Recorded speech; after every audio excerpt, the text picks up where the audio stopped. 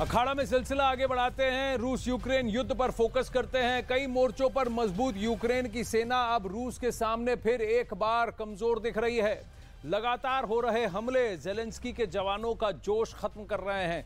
ऐसे में अब जेलेंस्की के जाबाज क्लस्टर बम की मांग कर रहे हैं। वही क्लस्टर जिसे 120 से ज्यादा देशों में बैन किया गया है और जो तबाही का दूसरा नाम कहलाता है। जेलेंस्की चाहते हैं क्लस्टर बम।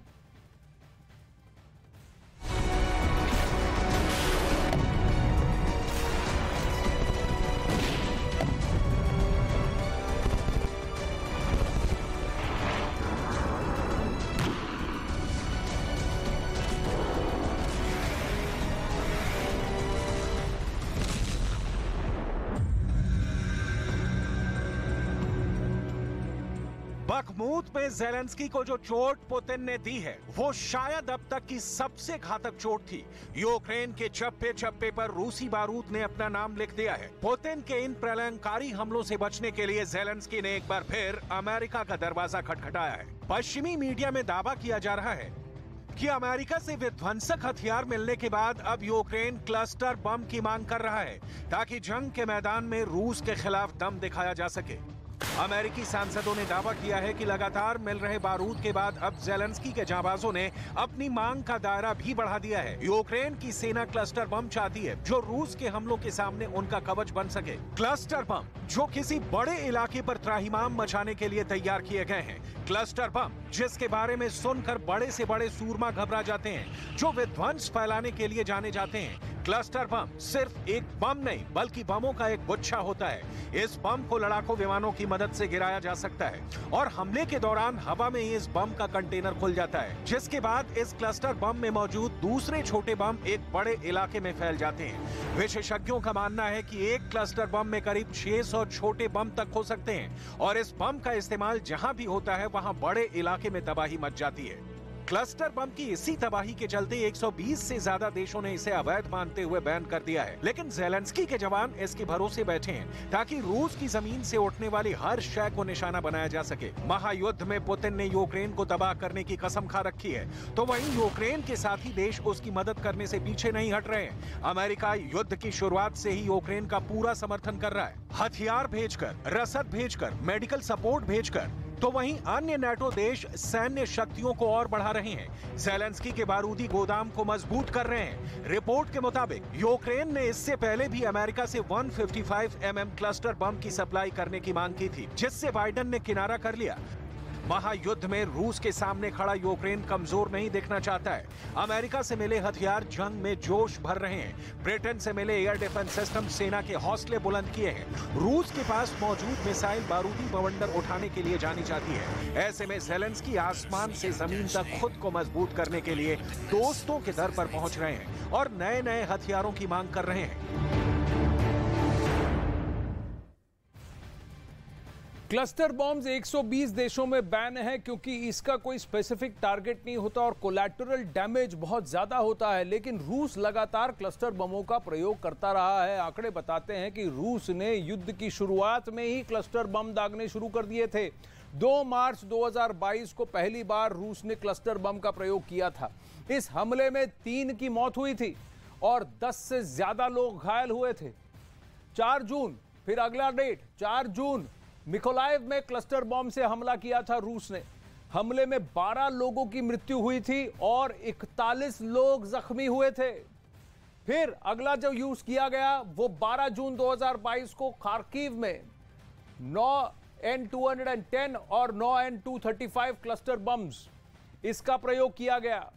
इस बार एक साथ 41 हमले किए गए थे जिसमें 62 लोगों की मौत हुई थी और कई सारे जख्मी भी हुए थे। 200 से ज्यादा लोग गंभीर रूप से जख्मी हुए थे और इन क्लस्टर बमों के प्रयोग पर रूस की काफी निंदा भी की गई थी और यह भी कहा गया था कि युद्ध नीति से परे ये मानवता के खिलाफ पूरी तरह से क्लस्टर असॉल्ट है।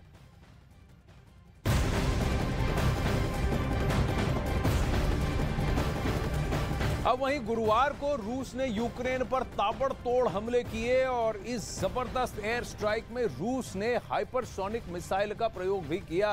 जनवरी 2023 के बाद ये रूस का सबसे बड़ा हमला था। रूस ने 84 मिसाइलों और ईरानी शाहिद ड्रोन से हमलों को अंजाम दिया, जिसमें 6 हमले किंजल हाइपरसोनिक मिसाइल से भी किए गए, जिसे यूक्रेन रोक पाने में नाकाम रहा।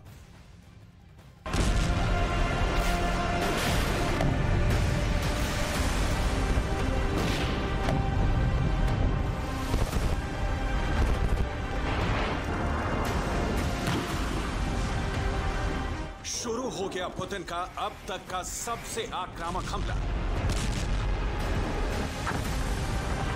यूक्रेन के हर एक हिस्से में बरसने लगी हैं मिसाइल।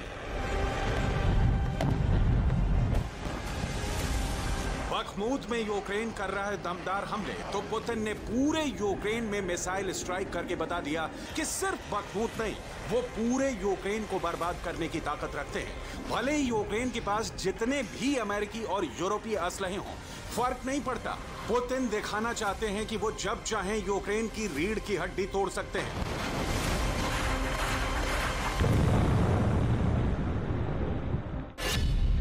गुरुवार को सुबह होने से पहले ही रूस की मिसाइलों ने पूरे यूक्रेन को निशाना बनाया।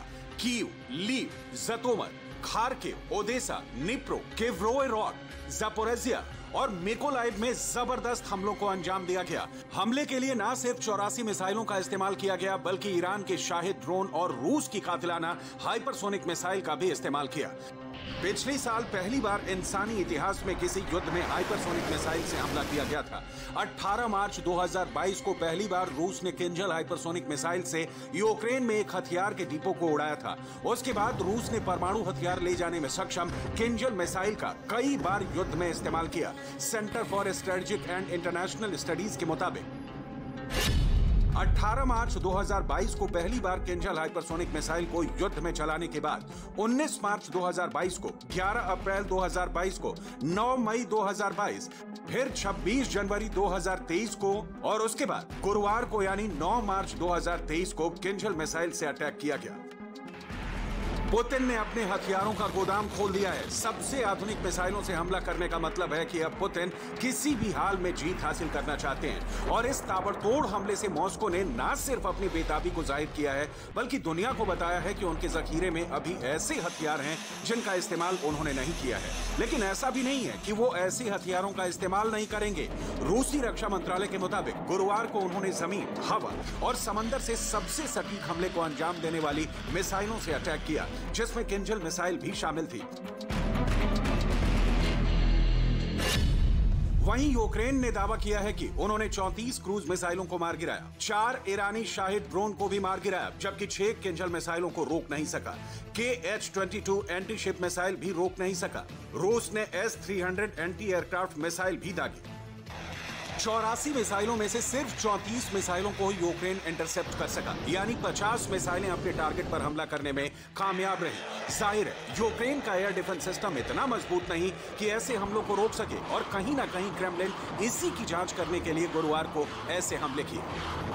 यूक्रेन के अलग अलग शहरों में ताबड़तोड़ मिसाइल चलाने का मकसद ही यही था कि पुतिन की पलटन को यह पता चल सके कि यूक्रेन के एयर डिफेंस सिस्टम की क्षमता कहां-कहां कमजोर है, यानी आने वाले समय में ऐसे हमलों की भरमार लग सकती है।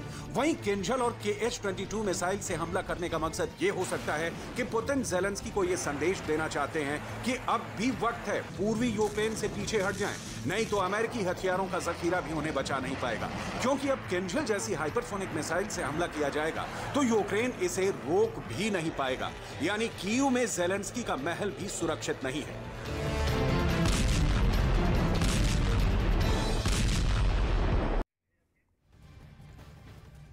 अब दुनिया में रूस इकलौता देश है जिसने युद्ध में हाइपरसोनिक मिसाइल का प्रयोग किया है, और दुनिया में किसी और देश ने आधिकारिक तौर पर दावा नहीं किया है कि उनके पास ऑपरेशन हाइपरसोनिक मिसाइल है। ऑपरेशनल यानी कि जिसका वो प्रयोग कर सकते हैं, दिखा सकते हैं। टेस्ट फायरिंग तो भले ही कुछ देशों ने की है।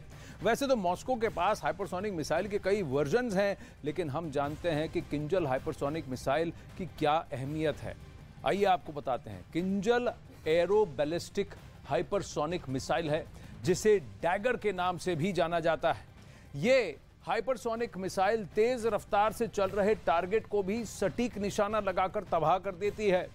इस मिसाइल पर करीब 500 किलोटन वजन का परमाणु बम लोड भी किया जा सकता है, यानी पेलोड 500 किलोटन का न्यूक्लियर पेलोड ये कैरी कर सकता है, जो दूसरे विश्व युद्ध के दौरान हिरोशिमा पर गिराए गए परमाणु बम के वजन से करीब 40 गुना ज्यादा है।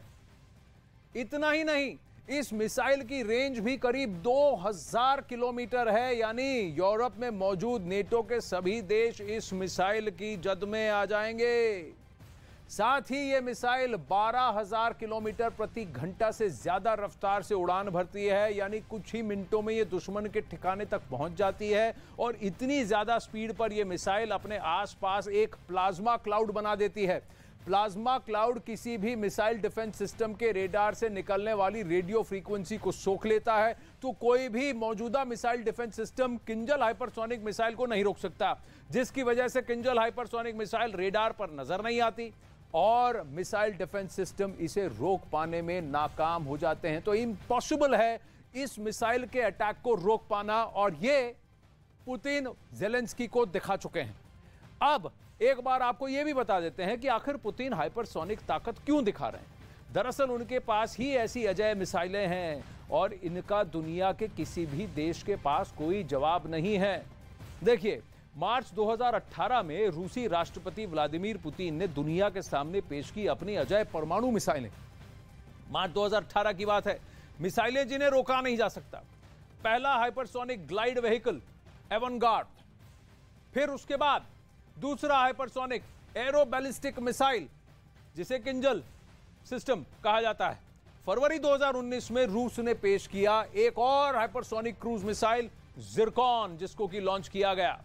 हाइपरसोनिक क्रूज मिसाइल जिरकॉन, जिसे पानी के नीचे से, पनडुब्बी से और सतह से, यानी 2 प्लेटफॉर्म से लॉन्च किया जा सकता है। ये तीनों मिसाइलें रूसी फौज में शामिल हैं और एक्टिव भी हैं। आगे बढ़ते हैं। रूस ने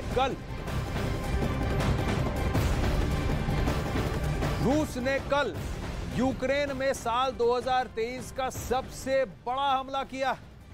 84 मिसाइलों से जो हमले हुए, उसके बाद यूक्रेन की मीडिया दावा कर रही है कि ऐसे हमलों को रोकने के लिए बहुत जल्द पश्चिमी मुल्कों से पेट्रियट मिसाइल डिफेंस सिस्टम मिल सकता है।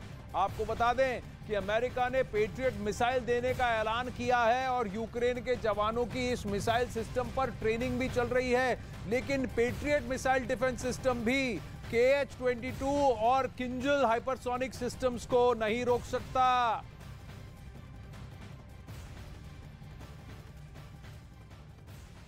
तो रूस यूक्रेन जंग के बीच अमेरिका का patriot missile defence system game changer साबित हो सकता है, ऐसा यूक्रेनी सैनिकों का मानना है, ज़ेलेंस्की का मानना है, क्योंकि इसकी ताकत से दुनिया की सबकी बड़ी से बड़ी सेना भी खौफ खाती है, क्योंकि पेट्रियट मिसाइल डिफेंस सिस्टम दुनिया के बेहतरीन डिफेंस सिस्टम्स में शामिल है। पेट्रियट मिसाइल की रेंज 150 से 190 किलोमीटर तक है, मतलब ये इतनी दूरी तक आसमान में देख सकता है, खतरे को पहचान सकता है और उसे ध्वस्त या नष्ट भी कर सकता है। Patriot missile defence system America समेत 14 देशों की सेनाओं के पास है। पेट्रियट के एक लॉन्चर में 4 मिसाइलें होती हैं। पेट्रियट एक साथ 64 मिसाइलें दाग सकती है। इनकी ताकत और खासियत वाले एक पेट्रियट बैटरी की कीमत करीब 8,000 करोड़ रुपए है। लेकिन यह भी, जैसा मैंने कहा, KH-22 और किंजल हाइपरसोनिक सिस्टम के सामने पस्त हैं। आगे बढ़ते हैं। युद्ध की खबरों में एक और इजाफा। ज़ेलेंस्की ने सपने में भी नहीं सोचा था कि रूस इस तरह से यूक्रेन को रौंद डालेगा। यूक्रेन को नेटो और पश्चिमी देशों ने भरोसा दिया था, घबराओ नहीं, हम तुम्हारे साथ हैं। लेकिन पुतिन का कहना है कौन कहां किसके साथ है। रूस यूक्रेन का एक भी इलाका नहीं जीत पाएगा, नेटो ताकतों ने कहा, लेकिन ऐसा नहीं हुआ। नेटो की जबरदस्त ताकत के बावजूद, इतनी सैन्य मदद, आर्थिक मदद के बावजूद रूस ने यूक्रेन से बखमूत छीन लिया है।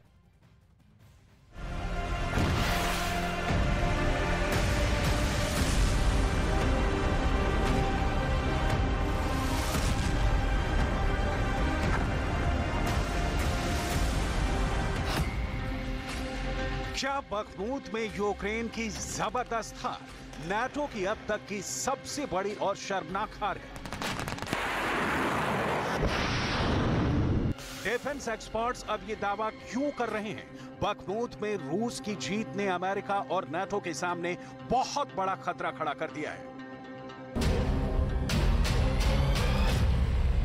क्या वाकई में 54 लाख सैनिकों से बनी नाटो की फौज को पुतिन के रूस ने बखमूत में धूल चटा दी है?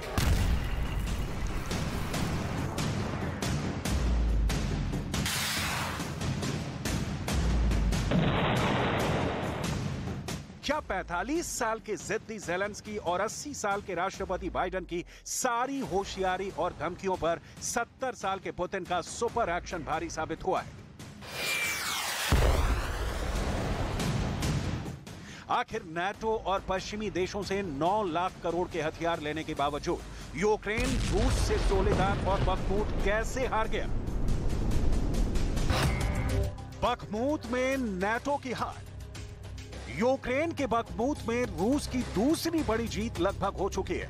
सोलेदार के बाद बखमूत पर यूक्रेन की फौज ने पूरा जोर लगाया है, लेकिन पुतिन के स्पेशल ऑपरेशन के 4 महीने के अंदर बखमूत को यूक्रेन से छीन लेने का दावा किया है। हैरानी की बात तो यह है कि यूक्रेन के 20 से 25 हजार सैनिक नाटो के भारी और खतरनाक हथियारों के बावजूद पुतिन के तूफान को रोक नहीं पाए।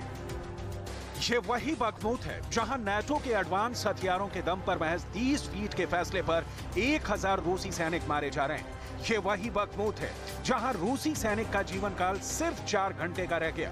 यानी बखमूत में जो भी रूसी सैनिक जंग कर रहा है वो मुश्किल से 4 घंटे में ही बखमूत की जंग में मारा जा रहा था। 30 देशों से बने नाटो की मदद से यूक्रेन ने बखमूत को रूसी सैनिकों का कब्रिस्तान बना डाला। लेकिन देखिए, जंग के आखिरी एक दिन में 1600 रूसी सैनिकों के मारे जाने के बावजूद पुतिन का रूस, अमेरिका, ब्रिटेन और जर्मनी समेत नाटो के 30 देशों पर भारी साबित हुआ। आज हालात ये हो गए हैं कि नाटो के महासचिव जेम्स स्टोल्टनबर्ग को कहना पड़ा है कि रूस को हल्के में लेना भारी पड़ेगा। बखमूत पर रूस कब्जा कर सकता है। यूक्रेन के बखमूत में रूसी सेना की जबरदस्त पकड़ हो चुकी है। रूस के कमांडरों का दावा है कि बखमूत के पूर्वी हिस्से पर पूरी तरह से रूस के सैनिकों का कब्जा है। नाटो महासचिव जेम्स स्टोल्टनबर्ग ने बखमूत में चल रही जंग पर बड़ा बयान दिया है। नाटो